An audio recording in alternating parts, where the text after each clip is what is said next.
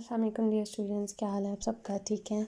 आई hope कि कल वाला टॉपिक जो है लास्ट वीडियो का वो आप लोगों को समझ में आ गया होगा अच्छे से कि हम लोगों ने किस तरह से डिज़ाइन करना था सोलर कुकर। अब हम पढ़ेंगे कि अगर हमने विंड टरबाइन को डिज़ाइन करना है तो हम वो कैसे कर सकते हैं। ठीक है, सबसे पहले तो ये जानने की ज़रूरत है कि हमें पता है कि विंड की वजह से क्या होती है, चीज़ें मूव करती हैं। ठीक है, और हमें ये भी पता है कि विंड जो है इट कैरीज़ एनर्जी। तो क्या ये एनर्जी जो है हम लोग कन्वर्ट कर सकते हैं इलेक्ट्रिक एनर्जी के अंदर? तो आपका इसका आंसर है yes, we can change the wind energy to electricity. लेकिन उसके लिए क्या है, विंड इतनी ज़्यादा तेज़ होनी चाहिए that it should turn the rotor blades which need to spin the turbine, कि वहाँ पे जो टरबाइन पड़ा हुआ है उसके जो रोटेटर ब्लेड्स हैं उसको स्पिन करना चाहिए, इतनी तेज़ विंड होनी चाहिए। और इस टरबाइन के अंदर क्या होता है, एक इलेक्ट्रिक जनरेटर होता है जो कि रोटेट करते हैं मशीन को, और फिर जो है वो आउटपुट के तौर पे इलेक्ट्रिकल एनर्जी जो है वो प्रोड्यूस करती है, जिसके अंदर वोल्टेज भी होता है और करंट भी होता है। विंड टरबाइन जो होता है वो कनेक्टेड होता है मोटर से, और इसकी जो मूवमेंट होती है वो जनरेट करती है इलेक्ट्रिसिटी को। हम ये इलेक्ट्रिसिटी मेजर भी कर सकते हैं, किसके थ्रू मेजर कर सकते हैं? With the help of volt meter. ठीक है, अब जो पावर होती है इसकी विंड टरबाइन की, वो डिपेंड करती है एलिवेशन पे, कि कितना ऊंचाई पे या निचाई पे है। सेकेंडली विंड स्पीड पे और एयर के टेम्परेचर पे, ये सारी चीज़ें जो हैं विंड टरबाइन की डिपेंड करती हैं। विंड पावर जो है ये फास्टेस्ट रेट ऑफ ग्रोथ है इसका in the form of electricity generation in the world. सबसे ज़्यादा जो है बिजली को प्रोड्यूस करने के लिए विंड को यूज़ किया जाता है, क्योंकि इसका कोई कॉस्ट नहीं होता है। ठीक है, और विंड आपको पता चल रही है तो हम लोगों को उसकी कोई कॉस्ट नहीं पड़ेगी। लेकिन जो इसके थ्रू इलेक्ट्रिसिटी जनरेट की जाती है वो स्टिल जो है अनस्टेडी होती है और रिलेटिवली एक्सपेंसिव होती है, और इसको जो है डिफ़िकल्ट होता है इंटीग्रेट करने में ट्रेडिशनल इलेक्ट्रिसिटी सिस्टम्स में। तो इसलिए थोड़ा सा वेरिएशन जो होती है विंड सोर्स में, इसकी वजह से भी जो है ये थोड़ी सी विंड एनर्जी जो है अनरिजॉल्व, इसका स्टोरेज इशू भी होता है, बिकॉज आप विंड को स्टोर तो नहीं कर सकते हैं ना। तो अगर विंड कभी नहीं चल रही है तो फिर आप कैसे बिजली बनाएंगे? तो इसलिए थोड़े से इसके इश्यूज़ हैं, लेकिन फिर भी लोग जो है इसको यूज़ करते हैं बिजली को बनाने के लिए। जब विंड चल रही होती है तो इसका यूज़ किया जाता है विंड टरबाइन का। अच्छा, अब इसको बनाने का तरीका क्या है, मटेरियल्स हमें क्या क्या रिक्वायर्ड होंगे? हमें जो गाड़ियों के अंदर, बच्चों की जो गाड़ियाँ होती हैं उसके अंदर जो ये मोटर होती है वो एक छोटी सी मोटर चाहिए होगी। ठीक है, इलेक्ट्रिकल वायर के हमें एलिगेटेड क्लिप्स चाहिए होंगे, और कुछ वो 1 मीटर लॉन्ग होने चाहिए।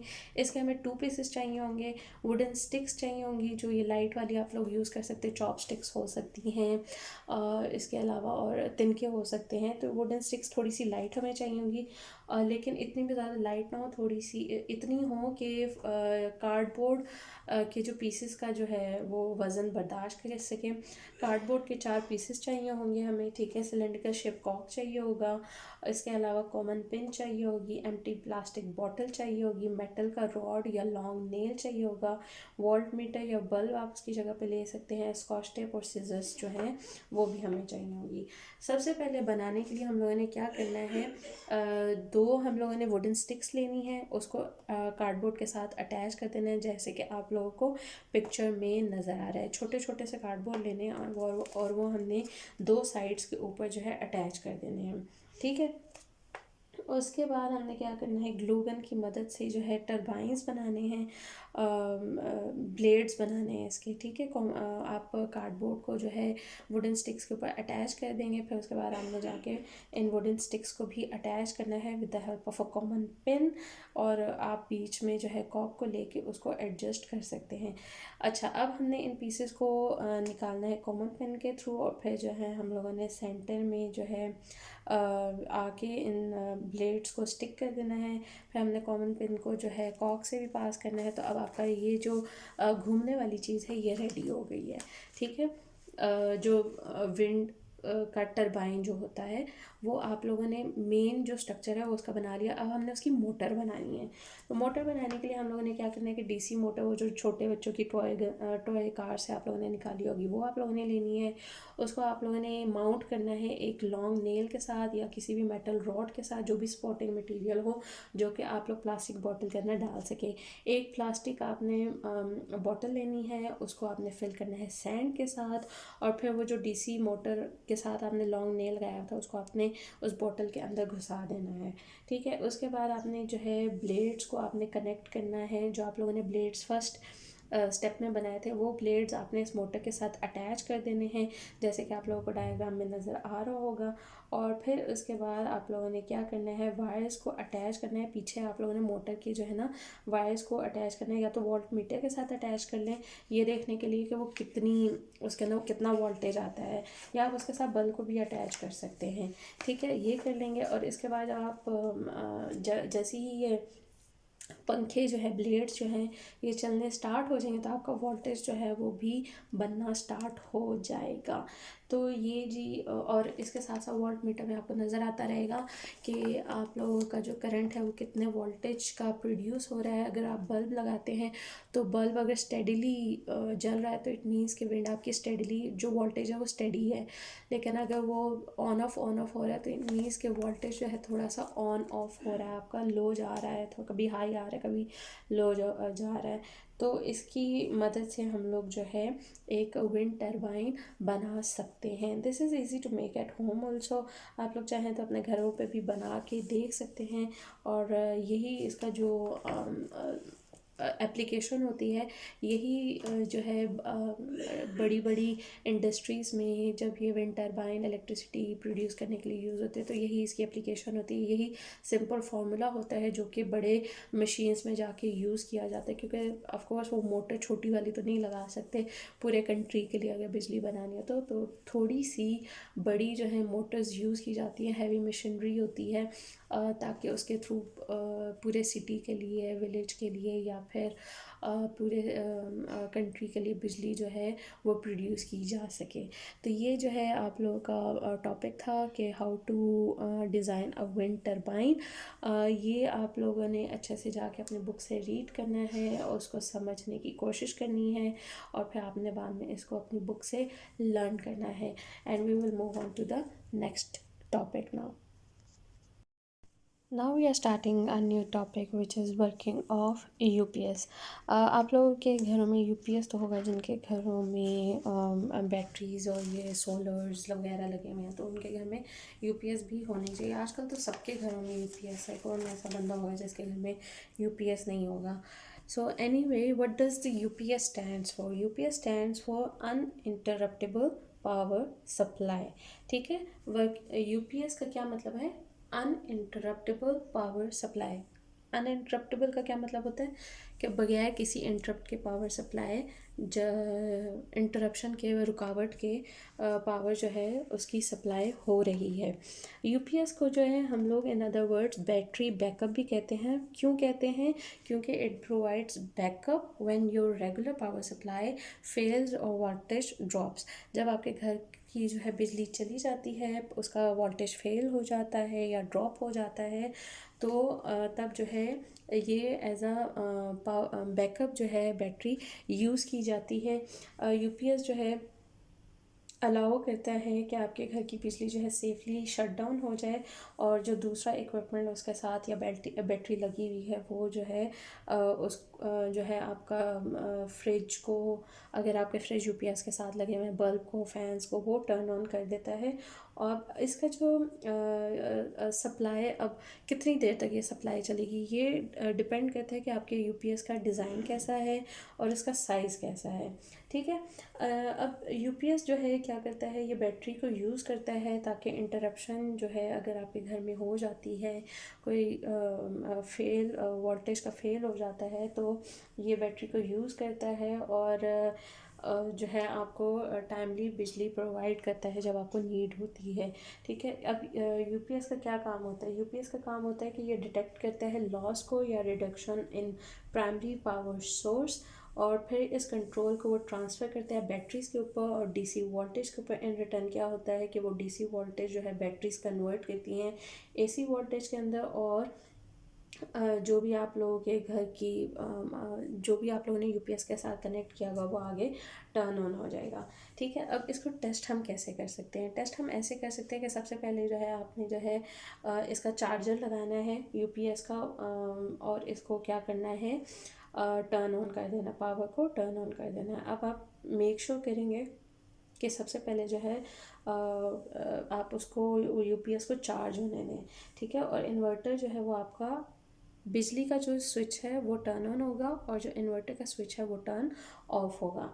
ठीक है, फिर अब आपने क्या करना है, अब आपने इन्वर्टर को अटैच करना है और आपने चार्जर को हटा देना है, और मतलब जहाँ पे वो बिजली से चार्ज हो रहा था आपका यूपीएस, वहाँ से आप हटा देंगे। ठीक है, आपने केबल्स को बैटरीज के साथ लगाना है, प्लस को प्लस के साथ लगाइएगा। जो वायर्स को लगाने का तरीका होता है, आई डोंट नो कि पोलैरिटी किस तरह की होती है, प्लस और नेगेटिव चार्जेस का कुछ होता है, वो आप लोगों ने उस तरह से उसको लगाना होता है।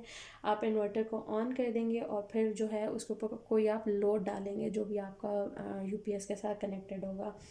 अब आपने फॉर एग्जांपल अगर उसको बल्ब के साथ अटैच कर दिया है तो थोड़ी देर में क्या होगा कि जब आपका यूपीएस जब चार्ज हो जाएगा उसके बाद आप उसका चार्जर हटा देंगे तो यूपीएस जो है उस बल्ब के साथ जाके कनेक्ट हो जाएगा और आपका जो बल्ब है वो ग्लो करेगा, क्योंकि अब सारी जो चार्जिंग है वो उसके अंदर आ चुकी है आपके यूपीएस के अंदर, एंड इन रिज़ल्ट वो आपको क्या कर रहा है, बैकअप के तौर पे आपको बिजली प्रोवाइड कर रहा है यूजिंग द बैटरीज। ठीक है, अब आप लोगों ने बेटा जी क्या करना है, अपने बुक्स पे निकालना है पेज नंबर 186। वहाँ पे है आपके पास एक्टिविटी 11.8। इसको आप लोगों ने क्या करना है, रीड करना है। रीड करने के बाद जो है आप लोगों ने क्या करना है, इस क्वेश्चन का आंसर देना है नीचे जो लिखा हुआ है, what makes the car go. ठीक है, इसको आप लोग जल्दी से रीड करके आएँ and then we will discuss this. Okay जी students, so now I hope कि आप लोगों ने एक्टिविटी को रीड कर लिया होगा, एंड आई होप कि आपने उधर वीडियो को पॉज भी कर दिया होगा ताकि आप लोग जो है उधर जाके रीडिंग कर लें पेज नंबर 186 की। और एंड आई होप कि आप लोग रीडिंग करके इस वीडियो में वापस आए हैं। तो that's why we are not discussing the activity, we are discussing just the basic principle on which the activity has been performed. ठीक है, अब ये गाड़ी कैसे चली है, गाड़ी बनाई गई है ना एक्टिविटी 11.8 में।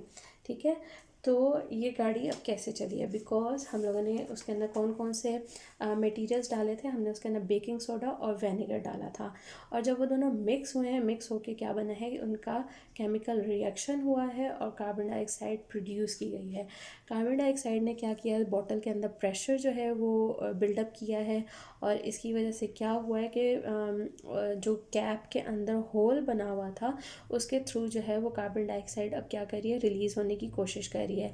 लेकिन क्योंकि होल छोटा है और कार्बन डाइऑक्साइड ज़्यादा प्रोड्यूस हुई हुई है तो उसकी वजह से क्या होगा कि वो जो है प्रेशर बनाएगी उसके ऊपर, बॉटल के ऊपर, और आहिस्ता आहिस्ता क्या होगी, बॉटल आगे की तरफ जाना शुरू हो जाएगी और फोर्स जो है वो ऑपोजिट डायरेक्शन उसके लगेगी। तो इस ऑपोजिट डायरेक्शन में जब फोर्स जाएगी और जहाँ पे केमिकल रिएक्शन हो रहा है वो ऑपोजिट साइड पे है। ठीक है, और कार्बन डाइऑक्साइड जहाँ से निकलने की कोशिश कर रही है वो ऑपोजिट साइड पे, तो कार जो है मूव करेगी in the opposite direction of the force. ठीक है, तो ये जो है आप लोगों ने इस एप्लीकेशन इस एक्टिविटी को आप लोगों ने बुक से याद करना है, और इस प्रिंसिपल को आप लोगों ने याद रखना है कि जब भी विनेगर और बेकिंग सोडा जो है आपस में मिक्स किए जाएंगे तो केमिकल रिएक्शन होगा जिसकी वजह से कार्बन डाइऑक्साइड प्रोड्यूस होगी। ठीक है, और उसकी वजह से क्या हुआ है, बोतल के अंदर प्रेशर बिल्डअप हुआ है, फोर्स जो है उसके अंदर लगी है, और जिससे क्या हुआ है, आगे जो है वो बोतल मूव की है। ठीक है, तो ये प्रिंसिपल बेटा आप लोगों ने याद रखना है। इसी के साथ जो है हम लोगों का ये यूनिट 11 कंप्लीट हो जाता है। आप लोगों ने अच्छे से इस यूनिट को रीड करना है बुक से, और फिर आप लोगों ने अच्छे से इसको लर्न करना है। बुक में से कोशिश कीजिएगा याद करें। I am not recommending any guide और एनी गूगल नोट्स। क्योंकि आप लोग का जो एग्ज़ाम पेपर बनता है बेटा वो बनता है आपकी बुक से। तो अगर आप लोग गूगल से जाके स्टडी करेंगे या गाइड से करेंगे तो वो आपका एक तरह से टाइम वेस्ट ही होगा। तो इट्स मोर प्रेफरेबल कि आप लोग अपनी बुक से जाके याद करें, ताकि एग्ज़ाम पॉइंट ऑफ व्यू से जो है आपकी जो सारी लर्निंग है वो आपकी बुक से प्रिपेयर्ड रहे। ठीक है, बाकी question answers and everything you have been given. आप लोगों ने अच्छे से जो है इन यूनिट्स को प्रिपेयर करना है फॉर योर फाइनल एग्ज़ाम्स, ताकि आप लोगों को कोई परेशानी ना आए। So we are ending our video over here. We will meet in the next video to start a new topic, sorry, a new unit, which is unit 12, and I guess it's our universe. So we will Allah meet in the Hafiz. next video. Allah Hafiz.